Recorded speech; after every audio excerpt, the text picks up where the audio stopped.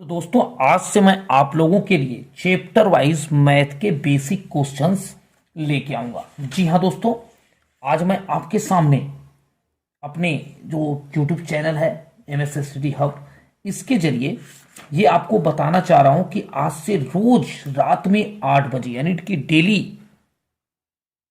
जो है 8 PM आप लोग ये क्लास लेने के लिए रेडी हो जाए। ठीक ना। तो अब इसमें मैं आपके लिए एक से एक इतने बेहतरीन क्वेश्चंस लेके आऊंगा जो कि आपके एग्जाम में, किसी भी एग्जाम में, छोटे से बड़े किसी भी एग्जाम में आपके लिए बहुत ही ज्यादा उपयोगी होगा। तो आपका ज्यादा समय नहीं लूंगा और आ रहा हूं मैं सीधे टॉपिक पे। और आपकी जो शुरुआत करने जा रहा हूं मैं, वो है, किससे शुरुआत करूंगा? जी हाँ दोस्तों, जो चैप्टर आता है संख्या पद्धति। ये आपको पता है मैथ का सबसे ही महत्वपूर्ण, क्योंकि यहीं से शुरुआत होती है मैथ की। ठीक ना। तो हम लोग यहीं से स्टार्ट करेंगे। तो देखिए दोस्तों, संख्या पद्धति में पढ़ने से पहले सबसे पहले हम बात करेंगे अंक और संख्या की। अंक, देखिए यहां पे अंक और संख्या, इसको पहले आप भली भांति समझ लीजिए। अंक क्या है और संख्या क्या है। तो यहां पे मैं आपको बता दूं कि ये जो अंक, अंक जिसे कि इंग्लिश में डिजिट्स बोला जाता है। क्या बोला जाता है? डिजिट। डिजिट क्या होता है भाई? देखिए, हिंदी मीडियम और इंग्लिश मीडियम, और जैसा कि आजकल तो इंग्लिश मीडियम का ही ज्यादा बोलबाला है, तो आपको मैं बताऊं कि ये जो अंक और जो डिजिट है ये कितने होते हैं। ज्यादातर बच्चे यही नहीं काउंट कर पाते।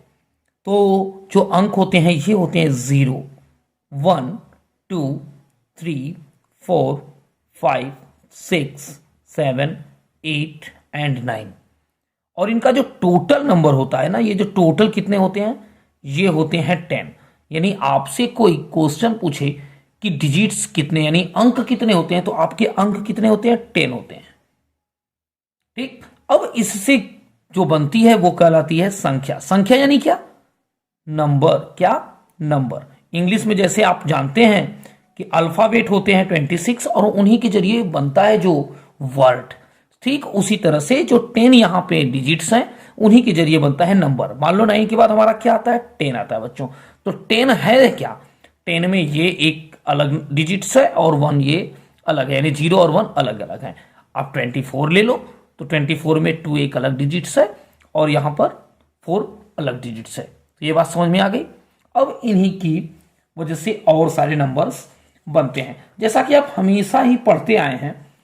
यहां पर आपको मैं कई बार बता भी चुका हूं अपने पुराने वीडियो के माध्यम से नंबरों के बारे में कि अंक क्या होता है, नेचुरल नंबर क्या होता है, होल नंबर क्या होता है, इवन नंबर क्या होता है, ऑड नंबर क्या होता है। ये सारी चीजें मैं आपको समझा चुका हूं, सब की सब आपको समझा चुका हूं, ये आप समझ लीजिए। तो अब मैं उससे आपको आगे ले जाऊंगा और आज मैं कुछ क्वेश्चंस के जरिए आप लोगों को बताऊंगा। तो जैसे ये पहला क्वेश्चन यहां पे आपके सामने मैं स्क्रीन पे लिखने जा रहा हूं, ये है कि दो संख्याओं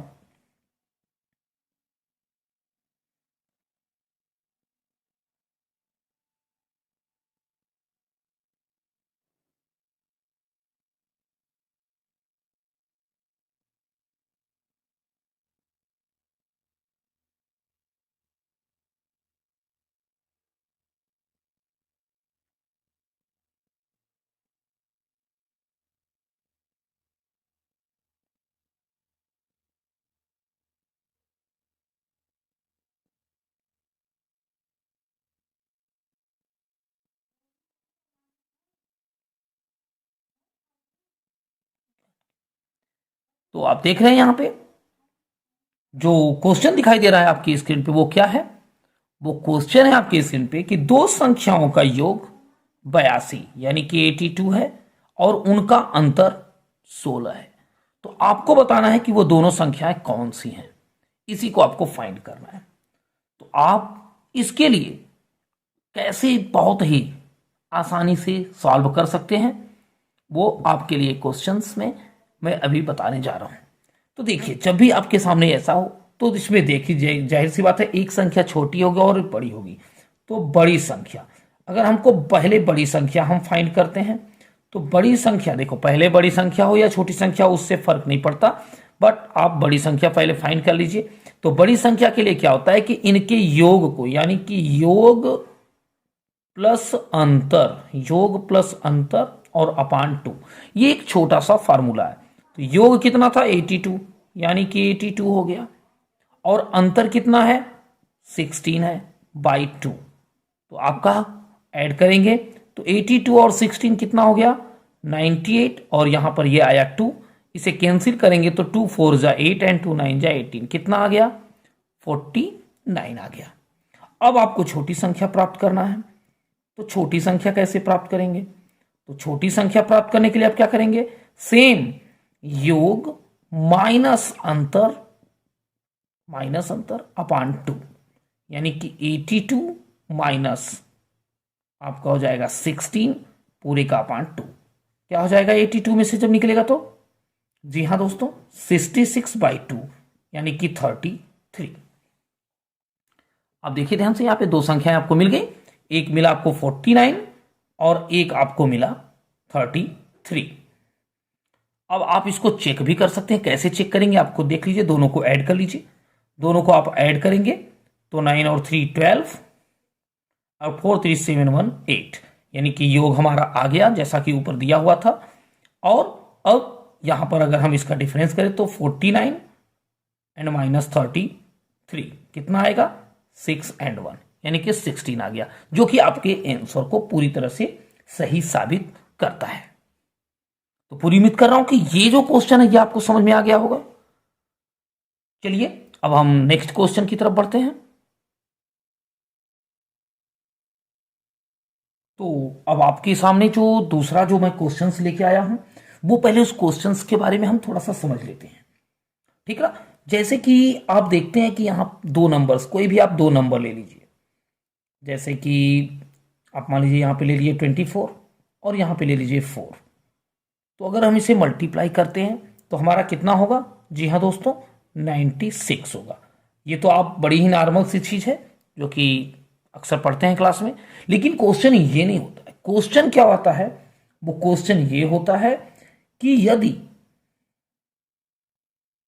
यदि दो संख्याओं का गुणनफल, दो संख्याओं का गुणनफल, जी हां दोस्तों, यदि दो संख्याओं का गुणनफल क्या हो 96 हो और एक संख्या 4 हो, यानी कि 4 हो, तो दूसरी संख्या ज्ञात कीजिए। ये अगर आपका प्रश्न आ गया तो आप इसको कैसे सॉल्व करेंगे? देखिए ध्यान से, फार्मूले के द्वारा बहुत ही आसानी से आप इन क्वेश्चनों को सॉल्व कर सकते हैं। यहां पे जैसा कि मैं एग्जांपल के तौर पे दिया हूं, मान लो कि मैं यहां पे जैसे दिया हुआ है 4, चेक करने के लिए मैं आपको दिया हुआ, यानी कि ये हमें नहीं पता है, इसे हम भूल जाते हैं। तो अब हम करते क्या, मान लीजिए कि यहां पे जो भूले हैं, तो हमने मान लिया कि वो संख्या क्या है x है, और उसमें हमने कितने से गुणा किया 4 से किया, तो कितना हो रहा है 96 हो रहा है। तो x की वैल्यू क्या हुई, x की वैल्यू क्या हुई 96/4, क्या हुई 96/4, 4 2 जा 8 एंड 4 4 जा 16, 24 आया कि नहीं आया, पूरी तरह से समझ में आ गया। अगर यही हम आपको दूसरे तरीके से कहें कि भाई अब ये हमारा मौजूद हो और ये हमारा मिस हो, ठीक, ये हमारा मिस हो, तो उस कंडीशन में हम क्या करेंगे, ये तो हमारा यहां से हट जाएगा। दूसरी कंडीशन में हमारा क्या होगा कि हम उसे x मान लेते हैं, यानी कि 24 इंटू x इक्वल 96। तो अब x इक्वल क्या होगा, अब x इक्वल क्या होगा, यहां पे x इक्वल सेम प्रोसेस 96/24। अब 24 का टेबल तो सबको लर्न होता नहीं है, तो जब 24 का टेबल सबको लर्न नहीं होता तो आप इसको 4 से 2 से जिससे भी डिवाइड करें, जैसे हमें तो पता है 24 1 जा 24 और 24 4 जा 96, यानी कि आपका यहां पे मौजूद हो गया क्या, 4 आ गया। बात समझ में आ गई। तो इस बेस पे आप क्वेश्चंस को सॉल्व कर सकते हैं। तो मैं आज के लिए तो सिर्फ इतना ही, आज के लिए सिर्फ इतना ही है, लेकिन मैं चाहूंगा कि ऐसे क्वेश्चंस को आप जरूर कोशिश कीजिए सॉल्व करने की। और वीडियो आपको कैसा लगा इसके बारे में आप जरूर बताएं, ताकि मैं आपके सामने और लंबे लंबे धीरे धीरे, देखिए मैं वीडियो धीरे धीरे बड़े करने जा रहा हूं, ताकि आप कायदे से अच्छे तरीके से टाइम लेकर पढ़ें।